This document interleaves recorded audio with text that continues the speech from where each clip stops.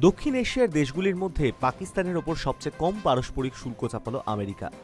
গত ২রা এপ্রিলের ঘোষণায় পাকিস্তানের পণ্যে ২৯% শুল্ক আরোপের কথা জানিয়েছিলেন ডোনাল্ড ট্রাম্প। তবে বৃহস্পতিবার নয়া শুল্ক হার সম্বলিত যে নির্দেশনামায় তিনি স্বাক্ষর করেছেন, সেখানে পাকিস্তানের ওপর প্রযুক্ত পারস্পরিক শুল্কের হার কমিয়ে ১৯% করা হয়েছে। বুধবারই ট্রাম্প জানিয়েছিলেন বন্ধু ভারতের পণ্যে ২৫% শুল্ক চাপানো হবে। মালয়েশিয়া, ইন্দোনেশিয়া, কম্বোডিয়া, থাইল্যান্ডের পণ্যে ১৯% পারস্পরিক শুল্ক আরোপ করেছে আমেরিকা। বাংলাদেশ, শ্রীলঙ্কা, তাইওয়ান, ভিয়েতনামের ওপর প্রযুক্ত হচ্ছে ২০% শুল্ক। সেই হিসেবে ভারতীয় উপমহাদেশ তো বটেই, গোটা দক্ষিণ এশিয়ায় সবচেয়ে কম শুল্ক দিতে হচ্ছে ইসলামাবাদকে। অবশ্য চীনের সঙ্গে বাণিজ্য বৈঠকের পর সেদেশের পণ্যে আমেরিকা কত শতাংশ শুল্ক চাপাবে তা এখনও স্পষ্ট নয়।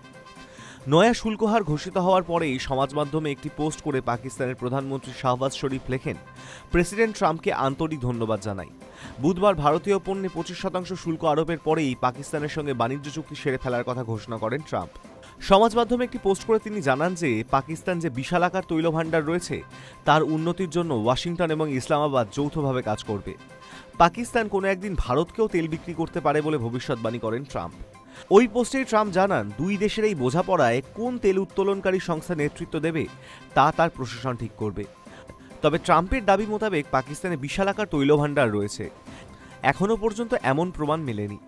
পাকিস্তান অবশ্য বিষয়টিকে আমেরিকার সঙ্গে সম্পর্ক মসৃণ করার উপায় হিসেবেই দেখছে। সে দেশের অর্থমন্ত্রকের তরফে বৃহস্পতিবার রাতে একটি বিবৃতি দিয়ে বলা হয়েছে, এই চুক্তি শক্তি, খনিজ, তথ্য প্রযুক্তি, ক্রিপ্টোকারেন্সির ক্ষেত্রে অর্থনৈতিক সহযোগিতার নতুন যুগের সূচনা হলো। মার্কিন সংবাদ মাধ্যম সিএনএন-এর প্রতিবেদনে বলা হয়েছে, পাকিস্তানে উৎপাদিত রেডিমেড পোশাকের অন্যতম বড় বাজার আমেরিকা। এতদিন পাকিস্তানকে এই বিষয়ে কড়া প্রতিদ্বন্দ্বিতায় ফেলত পড়শি ভারত এবং বাংলাদেশ। কিন্তু ভারত এবং বাংলাদেশের তুলনায় পাকিস্তানের ওপর আরোপিত মার্কিন শুল্কের পরিমাণ কম হওয়ায় এবার প্রতিযোগিতায় তারাই এগিয়ে থাকবে বলে আশা করছে ইসলামাবাদ। ঘটনাচক্রে বৃহস্পতিবারই বিদেশি ডিজিটাল পরিষেবার ওপর প্রযুক্ত ৫% কর প্রত্যাহার করার কথা জানায় পাকিস্তান। অনেকেই মনে করছেন এই কর প্রত্যাহার করে আদতে ওয়াশিংটনকে বার্তা দিয়েছিল পাকিস্তান। তারপরেই পাকিস্তানের ওপর ১৯% শুল্ক আরোপের কথা জানায় White House. Hi news network.